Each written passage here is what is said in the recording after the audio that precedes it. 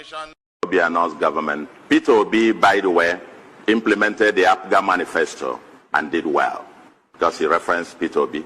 P2B relatively did well. He did the roles as an APGA governor, implementing APGA manifesto. And you're saying, oh, things are in the economy. Let me tell you, for the records, Anambra State has the lowest unemployment of any state in Nigeria at 13%. National Bureau of Statistics, not Anambra State numbers. Anambra State has poverty rate declined from 53% under P2B to 14.78 as at last year, National Bureau of Statistics. And that is the same guy who now turned around and said, oh, he didn't know where the money is. Oh, they said Obi invested money. Well, I didn't see the money. Why would you see the money? Obi, no, 8 years. Don't already squandered it and even tried to build an airport, Anambra Airport, from what Peter Obi saved Obi. Now, like I said, there is politics and there is also agenda. You know, any hateful agenda that is now hidden behind the politics, the ideal thing is you can break them apart. People can't hide behind politics to be spreading hatred.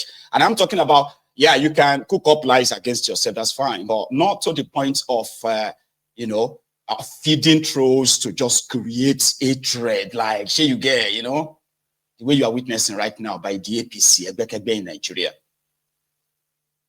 So when the same Soludo, right, said that Obi didn't do anything later, I mean, when he became friends with Bokwari, let me tell you a story about the two of them, by the way. When Peter Obi was governor of Anambra State, Soludo was your what do you call it? It was your central bank governor. And Jonathan was the governor. I mean, was the president.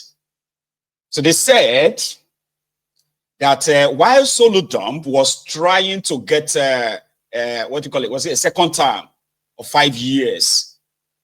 By then, Obi had finished as governor. He is now an economic advisor to Jonathan. So it was purported that it was alleged that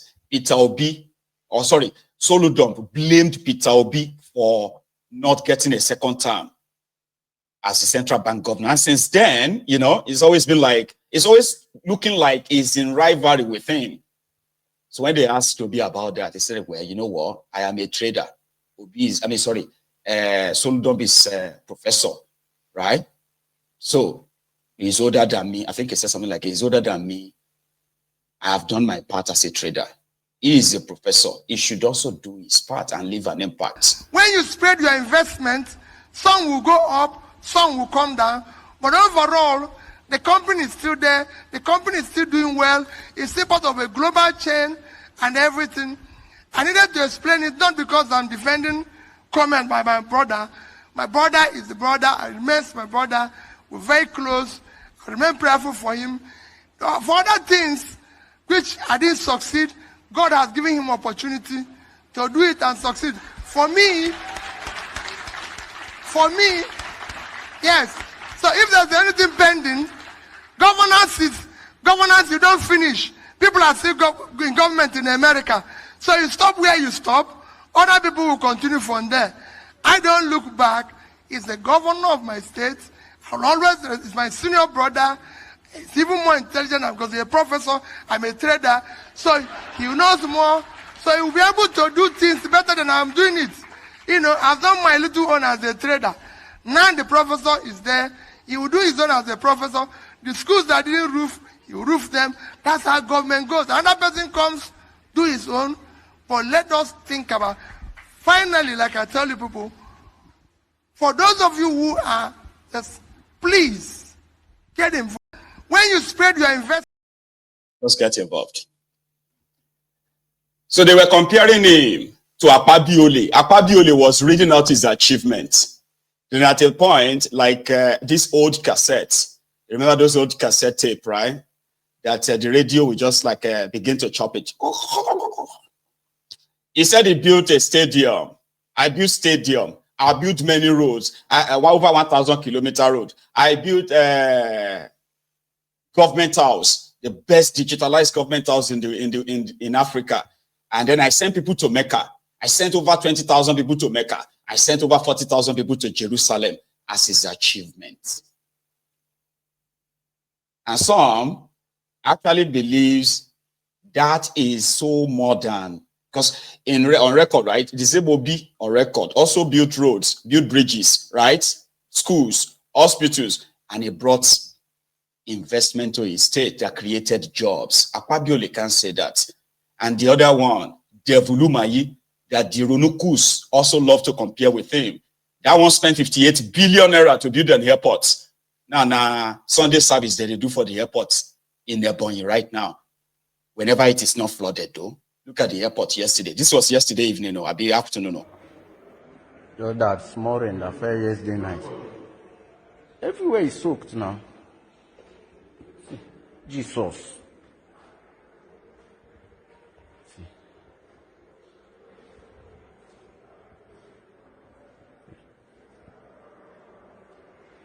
See, Ebonyi State International Airport.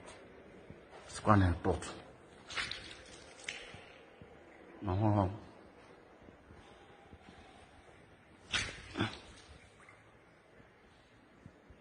See water all over. Guy, this thing, this thing, guy.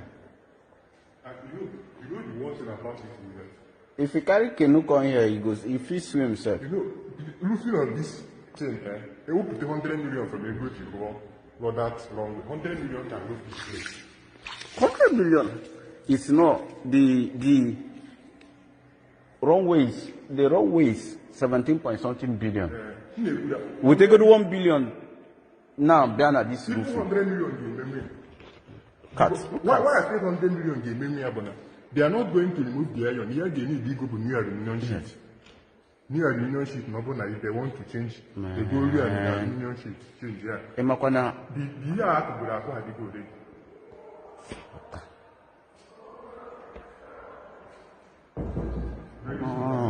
This thing is spoiled. Oh, plywood. That is the guy the Ronukus are praising. Is your work minister now, the one that is constructing Lagos Calabar coastal road. 17.5 billion naira. I need to take the runway. To maintain the runway, he spent another 15 billion naira. This was after they have already supposedly built the airport with 58 billion naira. That's over 70 or so billion naira airports. Seagull are not even landing there. No. Not even like Gonogun is landing there. Talk less of drones. Like, okay, maybe drones they land. Or those toy drone. Nothing they land there. But guess what? That is a person that, if the Igbos want all of us to, these are Ronukus. Ronukus will say, if the Igbos want us to, they should give us Humayi. They should give us to Korocha. Igbos should give us Soludo. You know, just give them those losers. The same way they gave you Kolu. Ronukus gave you Kolu. Look at it. And nobody can outshine Kolu. You have to be the worst of the worst to qualify to be with Kolu, the Jagabanditi. Ebonyi Airport project. Now, talking about debunking lies before they become a thing, I did my part, especially during that that heat time when the propaganda of APC, Egbekegbe, right, was on more or less like on a steroid against the IPOB. I still have here, there are many people here on this platform, right? Igbo, non-Igbo, that because of this platform, it was from this platform that they got a better understanding through the barrage of lies, gaslighting, and blackmails that they are kind of like being exposed to on social media every day about the IPOB. This platform cleared a lot of minds to understand how much Nigeria wanted their lives to stick. When we started piecing the whole thing together, you're like, this one didn't make sense. Or that one didn't make sense. It will be like, oh, I never thought like that, Sha. At a point, I kept reminding the IPOBs on the Mayegun's Diary Political never to celebrate any news that is from, any attacks in any part of the Igbo land. Don't celebrate it if, as much as you would want Kama to deal with this murderous Nigerian agents in your region, as much as you would want that to happen. Yeah, but do not go on social media to celebrate any attack, because in that same eastern part of Nigeria, as confessed by Hopeless Uzodingba, that the non-state actors in eastern part of Nigeria, especially in Imo states, are those behind numerous terrorist attacks in Igbo land or in Imo state. He said it, it's on record. But there are those who continue to push, because we probably didn't really save everyone at the time. Because there are those, even some of you who are still watching me right now, that possibly will think, why am I speaking up for those they told you are terrorists? Because you believed them, didn't you? Anyway, something happened in Imo State 2 days ago. Okigwe, I believe. Some of you witnessed it. That act is not different from a terrorist attack. Unfortunately, right, I have seen less of people kind of like celebrating it on social media like before. Because, who celebrates attack on civilians? People who are going about their normal daily bread. Those, that Nigeria is a place where if you don't really go out, it's a place where people have to kill what they eat. If they don't go out, they will starve.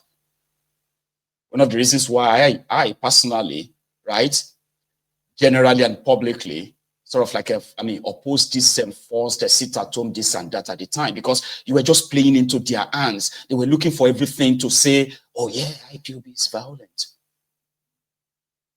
When they kidnapped Nnamdi Kanu, the insecurity in the eastern part of Nigeria escalated because they needed something to say, we told you, yeah, we told you those behind this and that. But unfortunately, it doesn't really stick very well. All right? And that is why, you see what happened in Imo State 2 days ago is nothing but an act of terrorism, I believe. Unfortunately, Nigeria is a place whereby the perpetrators will probably never be caught.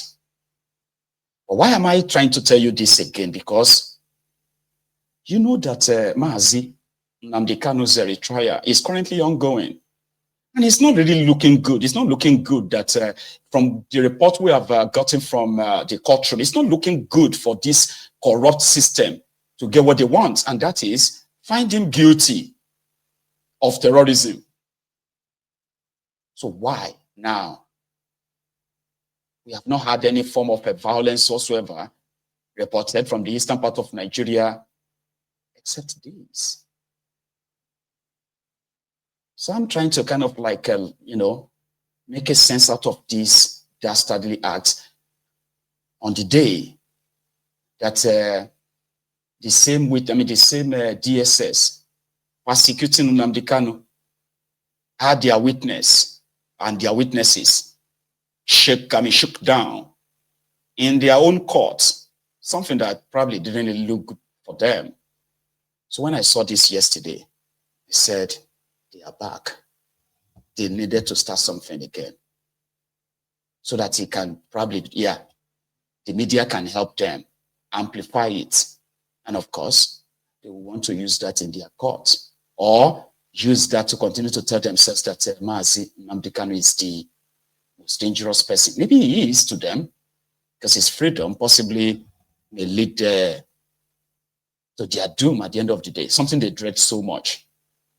Why this? Ada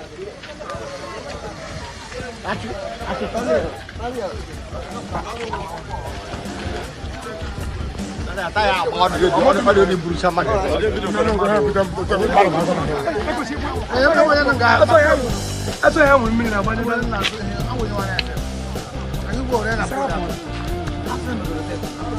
Boy, motole 1, 2, 3, 4, 5, 6. Hey, plus ndeke na namba kwebe.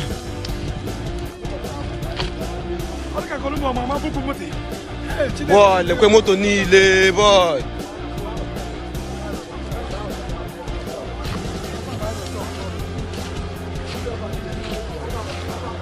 Ana kwa mara so ako na ba ni no shop.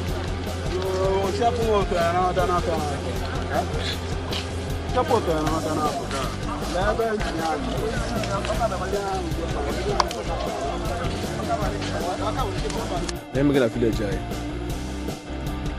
So many cars have been burnt. So many cars have been burnt. Can't go me more this is gonna push it. The year for here, but it happen. Don't burn so many cars. Properties down. Today be Thursday. This is what is going on in my community. You know, my own local government. As you can see, nobody can cross the main road. Everybody is scared. Both women and men, children. Everybody is crying. Heavy lights. Happening life in no more now. Happening life in no more now. Legonia. What's happening in no more now? Everybody don't jump back. Everybody don't jump back. Okay, now I'm going to answer. So we take Siam this morning now. So we take Siam, make una free Nnamdi Kanu for us when I say no. Free Nnamdi Kanu.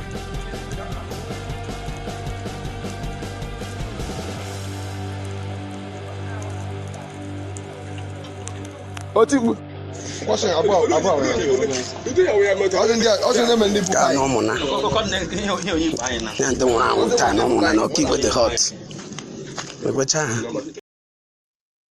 There were so many people who also lost their lives in the process. Innocent people. War. And it didn't take them time to begin to kind of like try to link it to the IPOB. How? As how now? Just the same way that the answers that happened in our very, very koro eyes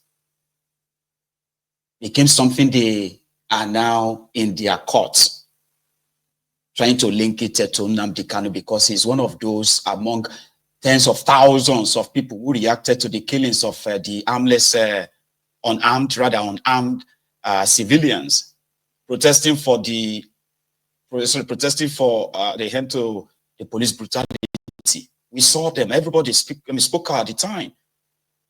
But somehow somebody said that the IPOB come born Lagos. Now the IPOB enter Oba's palace. Like, what the heck? This happened. But this is not like 50 years ago. I wasn't around when they had the genocidal war, Biafran, right?